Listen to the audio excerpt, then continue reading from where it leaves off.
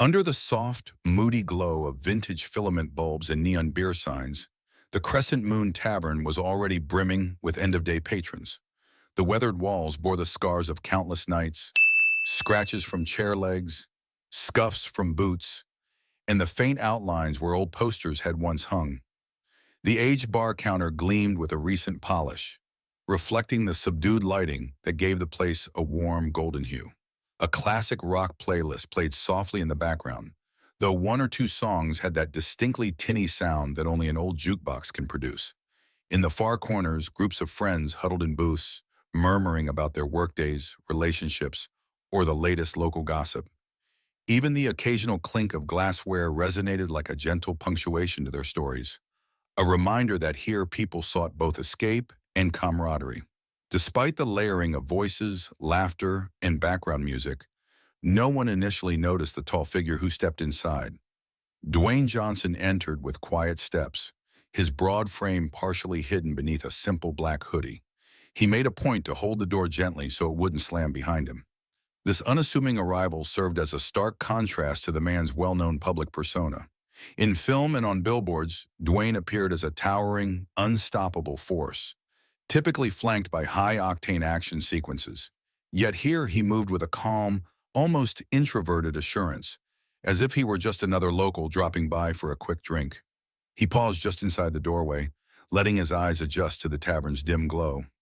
Instantly, he felt the relaxed energy of the place.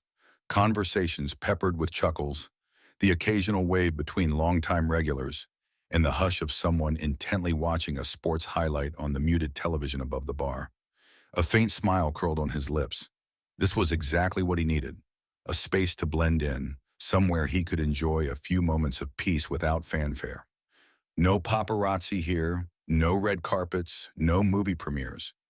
Just real people living real lives. A closer look around revealed decor that reflected the tavern's name.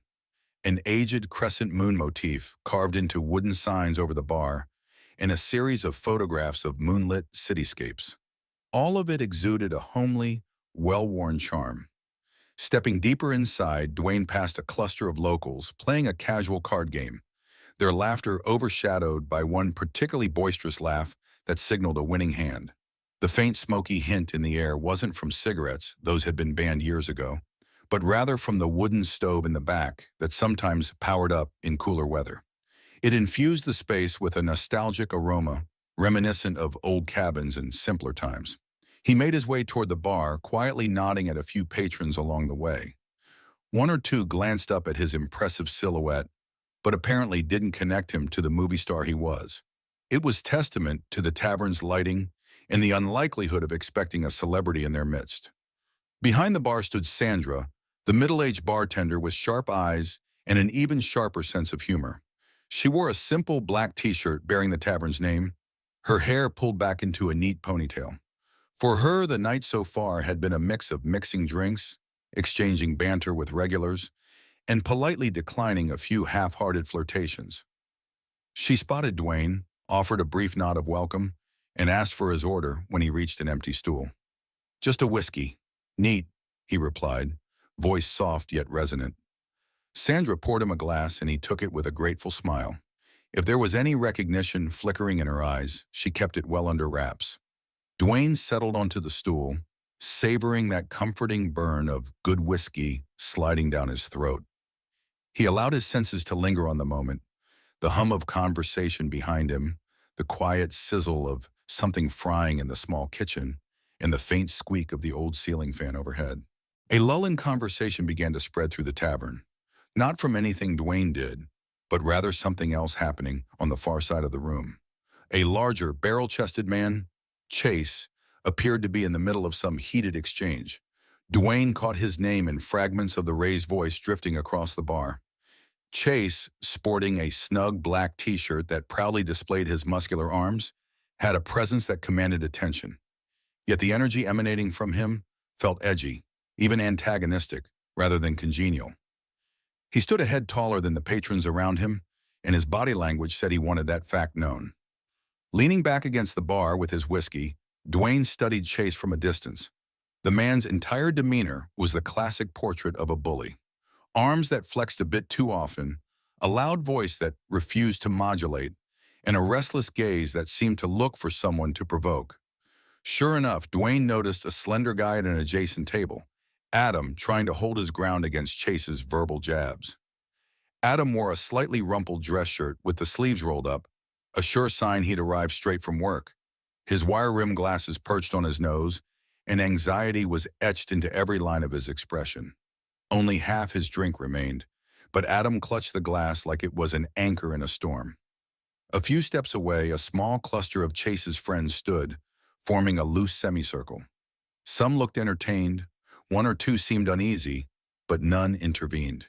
Indeed, the tavern's hushed chatter indicated that most people recognized a confrontation brewing, but were too wary to step into it. Conflict in bars was hardly unheard of, yet the tension radiating off Chase suggested this wasn't just a typical disagreement. This was a man on a power trip, seeing how far he could push. While quietly observing, Dwayne recalled countless scenarios he'd encountered over the years, some on set, others in real life, where one individual's oversized ego stoked a situation to the boiling point. Bullies, in his experience, craved the veneer of control. It didn't matter who they trampled as long as they felt dominant. He suspected Adam had bumped into Chase or spilled a drink by accident, something that usually ended with an apology and a shrug in a friendlier bar. But in the hands of someone like Chase, an insignificant mishap became the perfect excuse to test his intimidation tactics. Dwayne drew a slow breath and set his whiskey down. Although he had come for a night of relaxation, there was a moral line he couldn't watch being crossed. He'd seen too many people get hurt, physically or emotionally, by bystanders doing nothing. Yet a direct confrontation with a raging bully required caution. He couldn't simply shout across the room or charge in. That would escalate matters. So instead, he waited and watched, searching for the right moment to step in with minimal force. He was well aware of the paradox. The very presence that allowed him to intimidate a bully was the same presence he tried not to wield recklessly. As the tension grew, a hush rippled outward around Chase and Adam. Fragments of conversation reached Dwayne's ears. "Come on, man, it was an accident," Adam pleaded, voice trembling. "You owe me, jerk," Chase snarled in reply. The scuff of heavy boots on the hardwood and the clatter of a bar stool sliding back punctuated the confrontation. Sandra, drying a glass with a towel, kept glancing in their direction. She appeared torn, perhaps worried that if she spoke up, she'd trigger an eruption. The manager, Henry, was somewhere in a back office counting receipts, unaware of the growing pressure in the main room. From the corner of his eye, Dwayne noticed other patrons shifting uncomfortably. A few made quiet tisk sounds, glancing at the confrontation but not daring to intervene. A pair of college-aged women looked wide-eyed and whispered about calling the cops. Yet no phone was lifted. Maybe they hoped someone else would handle it. Chase took a menacing step toward Adam, forcing the younger man to scoot back against the bar stool. At that moment, Dwayne recognized the tipping point. If no one intervened now, there would be a shove or a punch, and that would spiral quickly. Rising from his stool with purposeful calm, Dwayne walked toward the brewing confrontation. His hood was still up, casting a slight shadow on his face, but as he passed under the overhead lights, several bystanders saw his features more clearly. One or two jaws slackened, recognizing the distinct profile. Yet the surreal notion that the Dwayne Johnson was strolling across this tavern halted any immediate outburst of excitement. The moment bristled with tension, and his presence, celebrity or not, was about to be tested against raw aggression. He came to a stop just a couple of feet away from Chase and Adam. Up close, the disparity in build was evident. Though Chase was stout and powerfully built, Dwayne had a taller, more imposing stature honed through years of punishing fitness regimens. But that detail was lost on Chase, who was too preoccupied with cornering Adam. Without raising his voice, Dwayne said, "Hey, everything all right over here?" The question carried more weight than the simple words implied. It wasn't a taunt, but it wasn't timid either. Chase whirled around, and for an instant, confusion flashed across his eyes. He probably registered that the man confronting him was far from your average bystander. Still, bullies rarely back down without a fight, especially when they sense a spotlight shifting away from their attempted intimidation. Chase snarled, "This has nothing to do with you. So back off. His voice was loud enough to hush the surrounding chatter. Adam, visibly trembling, tried to mouth a thank you to Dwayne, but no sound emerged. Undeterred, Dwayne shifted his focus to Adam, speaking gently. You good, man? The smaller fellow nodded rapidly, but he was anything but okay. His face was pale, his movements jerky with anxiety. The entire bar seemed to hold its breath, waiting for the next move. Sandra, from her vantage point behind the bar, had her hand hovering near a phone, likely prepared to dial the authorities if fists started flying. Chase took another step closer, effectively placing himself between Adam and Dwayne.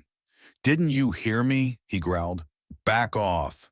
The veins in his neck bulged, and he kept flexing his hands at his sides, as if craving an excuse to swing. Somewhere in the background, a half-drunken spectator mumbled, "Oh, this can't end well," while someone else hissed for silence. Tension rippled outward in waves. To the surprise of anyone expecting a roaring retort, Dwayne answered quietly, "How about you let him be? There's no need for this."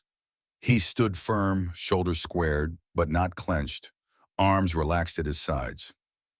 The posture was reminiscent of a seasoned martial artist, ready if necessary, but not itching for conflict. This composed demeanor only seemed to frustrate Chase more. A bully thrives on fear or aggression. Dwayne was offering him neither. The tavern's golden lighting and the squeak of that old ceiling fan added a cinematic quality to the standoff. In that charged silence, every eye flicked from the scowl on Chase's face to the steady calm in Dwayne's. Adam, desperate for the hostility to vanish, tried once more to placate the situation. "Look, I apologized. I'll buy you a new drink, all right?" he offered, voice shaking. Chase wasn't having it. "It's not about the drink," he spat. "It's about respect." His eyes now locked onto Dwayne like an animal faced with an unfamiliar alpha. Pride, ego, and perhaps some misguided notion of dominance fueled the anger swirling in him. A hush fell again as the onlookers sensed the final countdown to violence. If there was any chance to stop it, it lay in the next few seconds. Dwayne inhaled slowly, chest rising and falling in a steady rhythm. He knew that one punch, once thrown, could unravel any semblance of peaceful resolution. Still, he wouldn't let Adam be bullied. "Listen," Dwayne said, voice calm. "I'm only going to ask once more. Let it go. Just step away." The offer was fair, a face-saving exit for Chase. But bullies often mistake mercy for weakness. With a sneer, Chase decided to test Dwayne's resolve, stepping even closer until he was practically nose to chin with the taller man. From the gathered spectators, a mixture of apprehension and flickers of excitement coursed through the air. Some recognized Dwayne's celebrity, while others merely registered that a formidable stranger had stepped in. Yet celebrity status had no bearing on the immediate tension. All that mattered was whether Dwayne or Chase would be the first to throw a punch.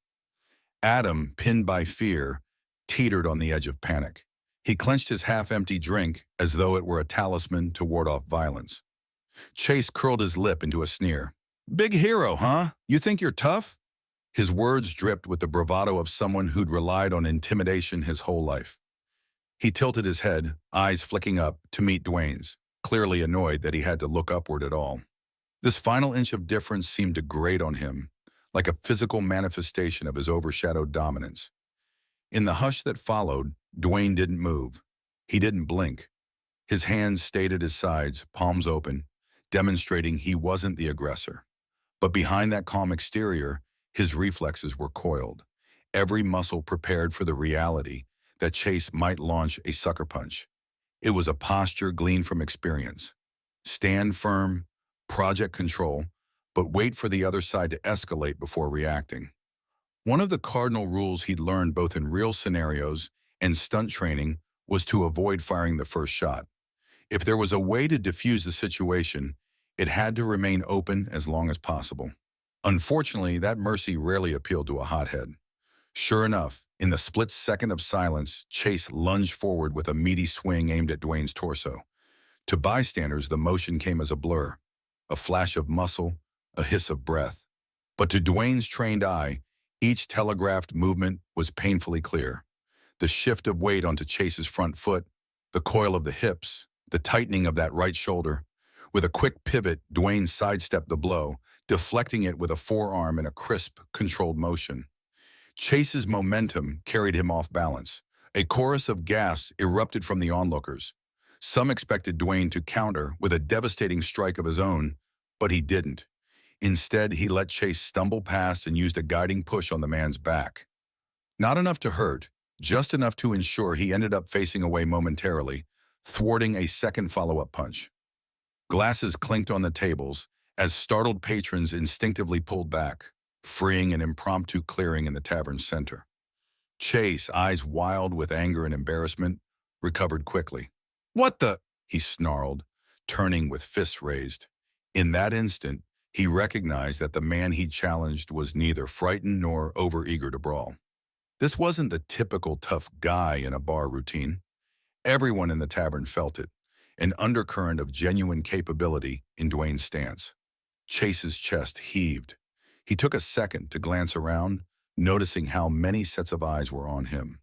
Pride roared inside him like a wounded beast. Giving up now meant public shame, yet continuing risked a more profound humiliation, or worse. Adam, breath caught in his throat, stared at Dwayne with equal parts relief and awe. After the initial shock passed, a terrified thought surfaced in his mind.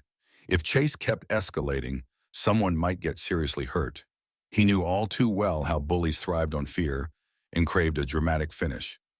Dwayne, on the other hand, exuded a calm that suggested absolute control, but also a reluctance to inflict unnecessary harm. Chase rushed again, this time opting for a wide arc punch aimed at Dwayne's jaw. With an economy of movement, Dwayne ducked, using a quick twist of his body to evade the blow. Maintaining gentle pressure, he hooked one arm around Chase's offending limb, then stepped behind him, leveraging momentum and weight to execute a textbook arm lock. The entire maneuver was swift enough that onlookers scarcely saw the transition before Chase was pinned. A collective gasp rose. Chase's face contorted in pain as he found his right arm twisted behind his back, palm facing outward. Despite the immediate jolt of discomfort, he struggled ferociously to break free, but Dwayne expertly shifted his stance, ensuring the hold remained secure without snapping bone or tearing ligaments. The tavern had gone so quiet that the squeak of the ceiling fan seemed to thunder above them. Adam took a hesitant step forward but froze, unsure whether to help or stand aside. "You don't want to do this," Dwayne said, voice steady yet laced with finality. The mild rasp in his tone carried more conviction than any shout could. In that moment, it became clear to everyone that if Dwayne chose to, he could disable Chase with brutal efficiency. But the fact he hadn't was what truly showcased his mastery over both body and mind. Bullying, as far as Dwayne was concerned, deserved neither applause nor glorification. Instead, it called for restraint, coupled with unwavering resolve. Sweat beaded on Chase's forehead, and his chest heaved from both the exertion and the sudden surge of adrenaline. "Get your hands off me," he grunted, trying to twist his torso. But every movement only reinforced that he was pinned in a position he couldn't escape. A smattering of onlookers dared to inch closer, some with phones raised as though they might film the scene. One older patron gestured frantically for them to put the devices away, maybe out of respect, or fear that evidence of the scuffle could bring the cops down on everyone. Adam, still quivering from the near assault, finally found his voice. "Please," he muttered, stepping closer. "Don't hurt him." Even after the torment he'd endured, Adam's compassion surfaced, revealing an inherent gentleness. Dwayne, hearing that plea, gently eased the pressure on Chase's arm.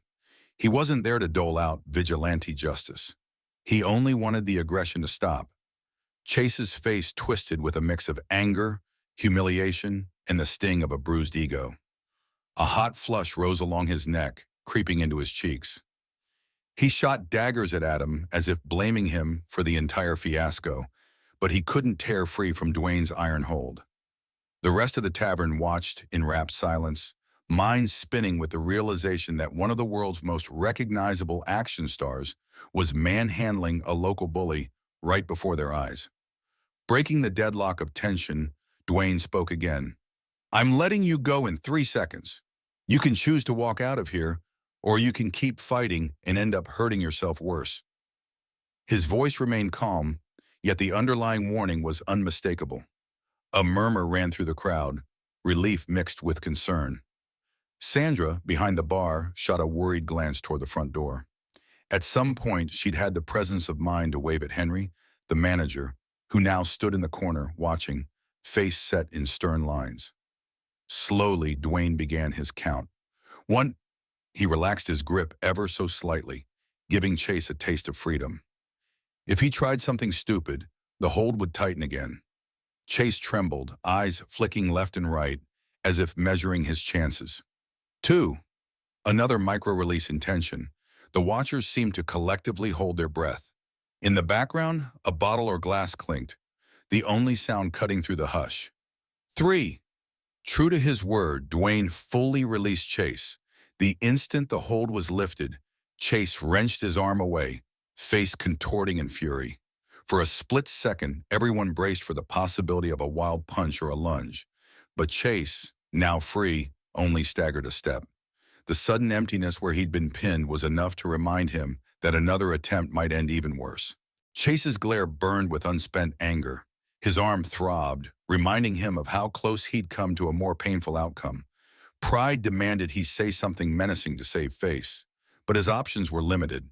Shoulders rising and falling, he spat at the floor in a burst of disrespect, then barked, "This isn't over!" The statement rang hollow in the hush. No one seemed convinced. A few steps away, Adam released a shaky exhale. Relief flooded his features, and he carefully placed his glass on a nearby table, as though his hands couldn't steady it any longer. The cluster of Chase's friends who'd previously encircled the confrontation looked uncomfortably between their so-called leader and Dwayne. It was obvious they had zero interest in tangling with a man who'd disarmed him so decisively. One by one, they started backing away, attempting to fade into the periphery. Chase jerked his chin in a silent command for them to follow. A few muttered, half-hearted excuses as they collected their jackets. With a final venomous glance at Adam, Chase stormed through the exit, flanked by his entourage. The door slammed shut behind them, rattling the tavern's windows. For a heartbeat, no one moved. Then, as if an unseen conductor had signaled an end to the tension, a soft wave of conversation swept back through the room. Voices resumed at a cautious volume, and the old jukebox switched tracks to a plaintive rock ballad, underscoring the strange mixture of relief and disbelief that now filled the air. Dwayne stood in the middle of this returning hum, shoulders broad and stance firm like an anchor. Sandra gently set aside her towel and walked around the bar. She approached with her eyes flicking between Dwayne's face and the door Chase had just stormed through. "Is everyone okay?" she asked, voice still laced with adrenaline. Adam cleared his throat and managed a nod. His cheeks colored slightly, as if embarrassed at having needed rescue. I'm good," he said, voice wavering. Then turning to Dwayne, he offered a timid but heartfelt smile. "Thank you. I seriously don't know what would have happened if you hadn't stepped in." Dwayne nodded, returning the smile with a gentle one of his own. No words needed. The gratitude was enough. All around them, patrons began shifting seats, many wanting to get a closer look at the man who had so smoothly ended the altercation. A handful recognized him with mounting excitement. Whispers circulated. "That's Dwayne Johnson. No way. He just pinned that jerk like it was nothing." But even those who didn't know his name understood they'd just witnessed a display of both strength and restraint. Henry, the manager, finally worked up the nerve to approach. He'd had a front row seat for the final moments. "Are we all right here?" He was trying to sound authoritative, but the slight tremor in his voice betrayed his concern. Dwayne offered a polite smile. "Yeah, everything's fine now," he responded evenly. "Just a little misunderstanding." Despite the tension that had just dissipated, a faint twinkle of humor glimmered in his eyes at referring to the near brawl in such mild terms. Henry's gaze shifted to Adam, who offered a nod of reassurance. "Chase was at fault," Adam explained, a tremor still lurking in his tone. "It's over now, though. All thanks to—" Here he paused, uncertain if he should broadcast Dwayne's name to the entire tavern. After a moment, he decided to leave the identity out.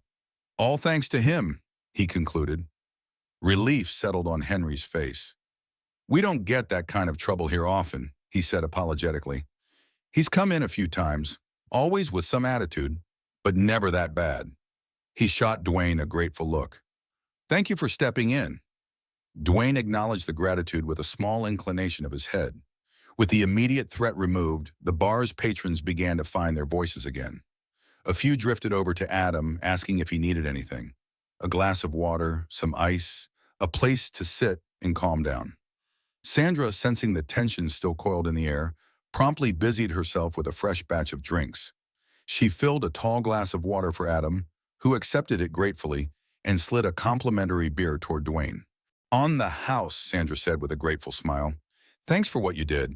Dwayne met her gaze, offered a nod, and sipped the beer. It was a crisp lager, cold and refreshing, countering the low simmer of adrenaline that still coursed through his veins. He didn't come here for recognition, but it seemed inevitable now. The quiet hush from earlier had broken into a hum of conversations, with more than a few folks stealing glances his way. Meanwhile, Adam made his way to a seat at the bar. The stool squeaked as he eased himself onto it, shoulders still tense. Sandra placed a reassuring hand on his forearm. You sure you're okay? She asked gently. He offered a small, shaky grin. I will be, he replied, taking a sip of water. Despite the aftershock of the confrontation, color was slowly returning to his cheeks. Some patrons, emboldened by the resolution, drifted closer to Dwayne. One middle-aged woman, Rhea, wearing a bright floral blouse, ventured to ask, Excuse me, you're Dwayne Johnson, right? The pause in her sentence spoke volumes. Disbelief, awe, and the excitement of a chance encounter all jumbled together. Dwayne turned his gaze to her. I am, he replied politely, not attempting to conceal his identity now. A spark of excitement lit in Rhea's eyes. I knew it, she said, nodding at her husband, Cal, who stood behind her. Cal gave a sheepish grin and raised a hand in a modest wave. That was some demonstration, he admitted. Dwayne offered a humble shrug. Guy left me no choice, he said. A young man in their little group, Nate, chimed in. Well, I've seen all your action movies, but that was a whole other thing. I mean, that was real life, right here. A ripple of agreement passed among the onlookers. Despite the potential awkwardness, an air of gratitude overshadowed any starstruck chatter. Whatever opinions they had about celebrity culture, they recognized that Dwayne's intervention prevented real harm. With that, the bar's atmosphere gradually resumed a more relaxed tempo. Folks settled back into their seats, though the energy felt elevated, like a collective exhale after narrowly avoiding disaster. The jukebox popped to another track, an energetic classic from the 80s, and pockets of conversation buzzed anew. Adam, now calmer, took another sip of water and found himself reflecting on what had just happened. He turned toward Dwayne. I owe you one, he said, sincerity lacing every word. You don't owe me, Dwayne answered. It's just the right thing to do, standing up when someone's out of line. Adam shifted awkwardly, as if guilt and gratitude battled inside him.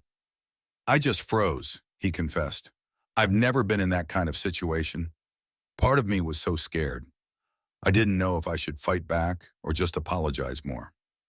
A shadow of self-consciousness flitted across his face, as though he expected judgment. Yet Dwayne remained compassionate.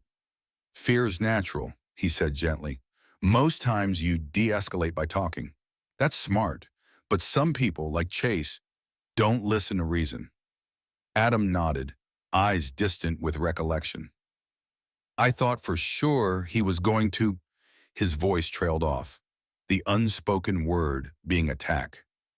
Both men let the silence fill the gap, acknowledging how close things had come to violence. Sandra interjected with a lighter tone, sensing the heaviness that threatened to linger.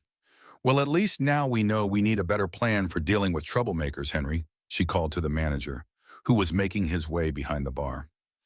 Henry adjusted his glasses and gave a resigned nod. We'll need to figure something out, he mused, glancing around the tavern. Maybe a bouncer on busier nights, or at least a procedure for staff to call the police quicker. The idea sounded prudent, though Dwayne secretly hoped it wouldn't be necessary. He'd seen how a community could come together when someone stepped up. Fear often froze people from acting, but a single instance of intervention could shift the culture. He took another sip of the gifted beer, savoring the taste.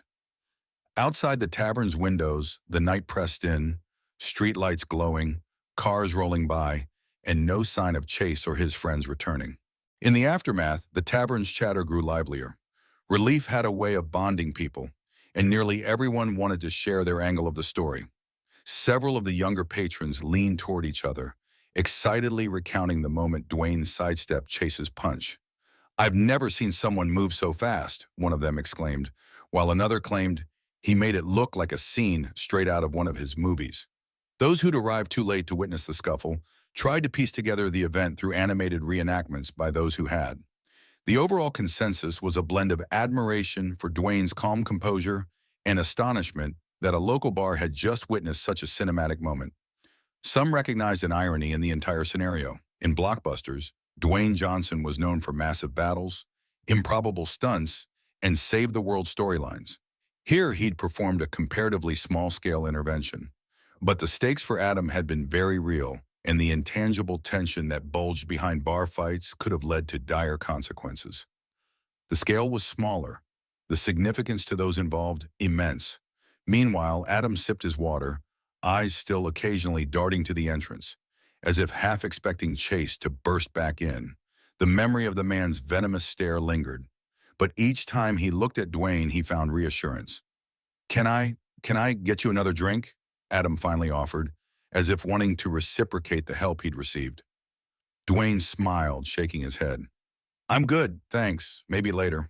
He recognized Adam's gesture was part of the younger man's attempt to restore his dignity, to feel like he wasn't just a victim.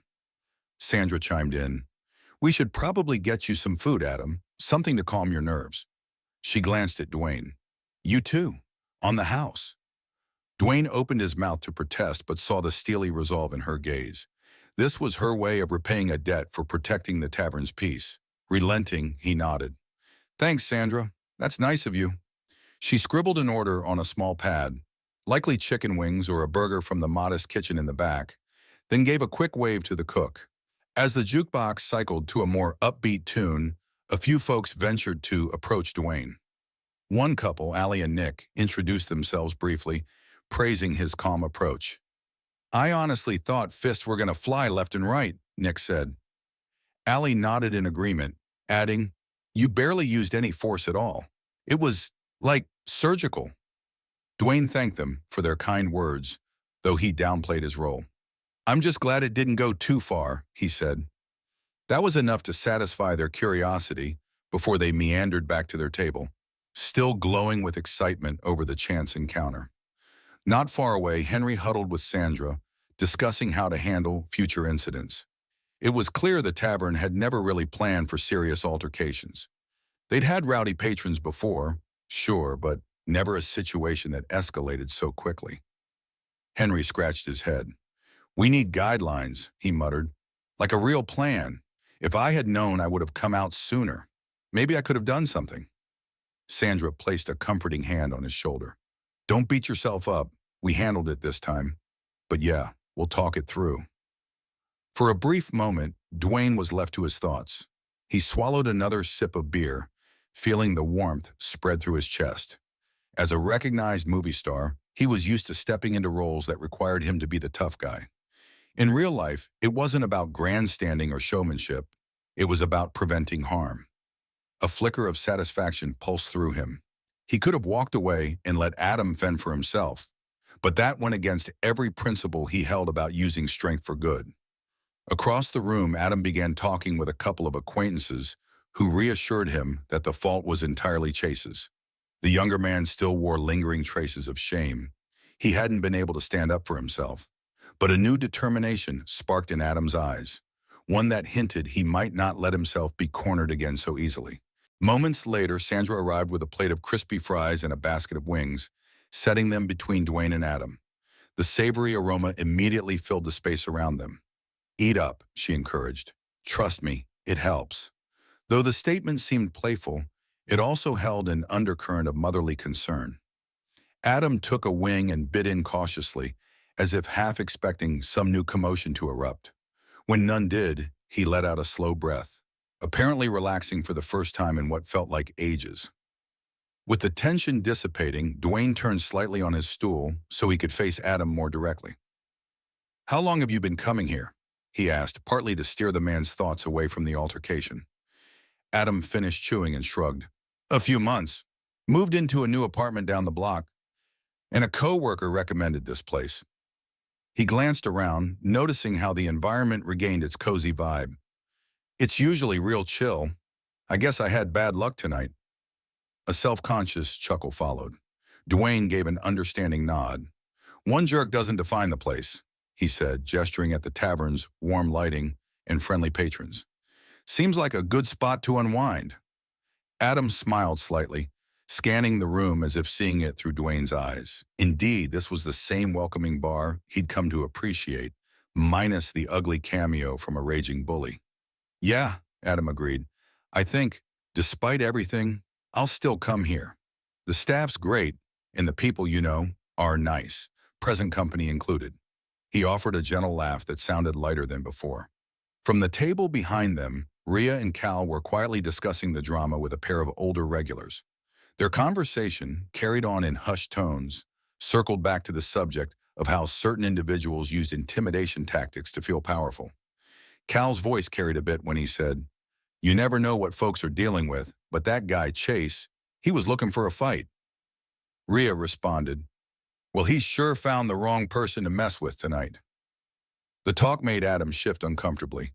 He turned to Dwayne with a hint of a frown. "Do you think he'll come back?" The question hung in the air, a reminder that not all bullies accept defeat gracefully. Dwayne hesitated for a second, weighing the possibilities. "Hard to say," he admitted, "but if he does, hopefully the tavern has a plan in place. And maybe next time he motioned gently at Adam, "won't be caught off guard." Adam straightened slightly, as though the mere suggestion he could defend himself or de-escalate better ignited a spark of confidence. "I might consider taking some self-defense classes," Adam mused. "Not because I want to fight, but I don't want to feel that helpless again." The raw honesty in his tone was striking. Dwayne rested a reassuring hand on Adam's shoulder. "That's a good idea. You shouldn't have to fight, but having the knowledge can make you more confident in handling confrontations." Adam nodded, looking almost relieved to have found a possible path forward. Amid the swirling conversations and the slow return to normalcy, Henry approached again. He extended a hand to Dwayne. "If I haven't said it enough, thank you," the manager repeated, his voice sincere. "You kept a bad situation from getting worse, and that means a lot. Let me comp your bill tonight." Dwayne, normally averse to accepting freebies, saw the genuine gratitude in Henry's eyes and gave a polite nod. "Thank you," he replied. He knew refusing might offend Henry's sense of hospitality, and after all, it was a small gesture of thanks for a significant favor. As the hours slid by, the Crescent Moon Tavern returned to the easygoing place it usually was. Conversations resumed, drinks were shared, and laughter erupted in bursts that reverberated off the wooden beams overhead. Over time, the initial buzz around "that moment Dwayne Johnson diffused a fight" began to settle into the background, creating an almost surreal calm after the storm. Adam found himself easing into the atmosphere, a guarded smile replacing the pale tension that once lined his features. Every so often, a patron would give him a supportive nod or a quick thumbs up, as if to say, "Glad you're okay." Eventually, Dwayne glanced at his phone, realizing how late it had become. He'd originally planned a short stop for a quiet drink, but life had other intentions tonight. Standing, he felt a small wave of contentment. This unexpected turn of events had ended positively. No broken bones, no lasting damage, and perhaps a changed perspective for those who saw that real strength could manifest in controlled, decisive action rather than senseless aggression. "Heading out?"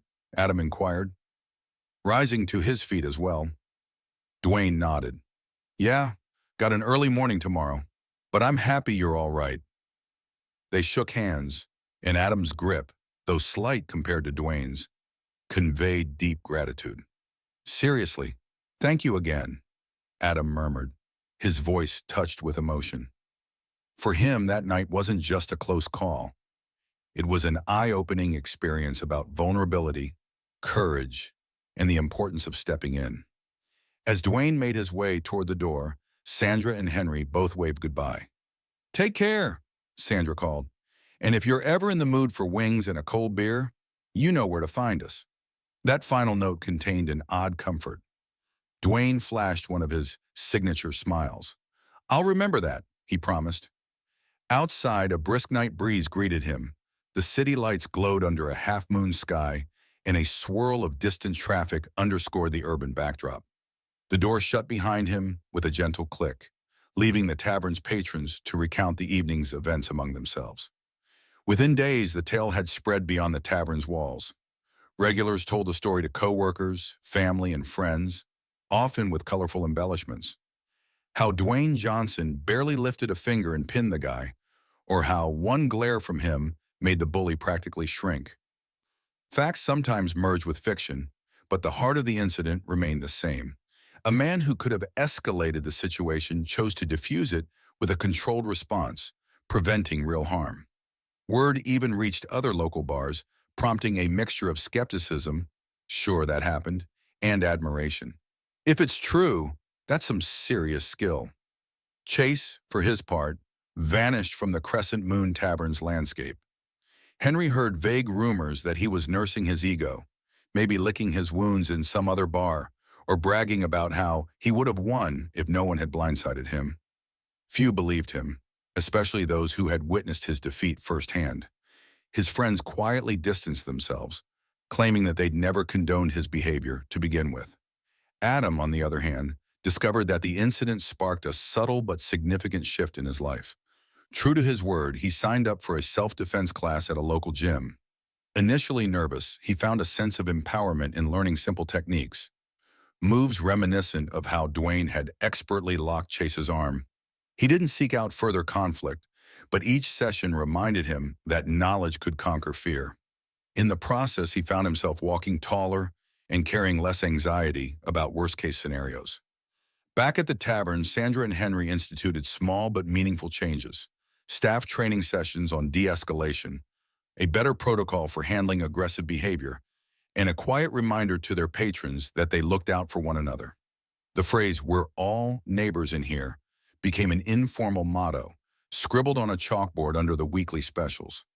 Regulars took the message to heart, staying mindful of newcomers who seemed uncomfortable or out of place. Stories about that fateful night turned into a gentle nudge toward communal responsibility. Over time, the scuffle became legend in the Crescent Moon Tavern, a conversation starter for new customers who would lean in wide-eyed as someone recounted how the famous Dwayne Johnson once had to step in to stop a bully. But the real moral outshone the celebrity presence. Strength is measured by one's ability to protect, not harm.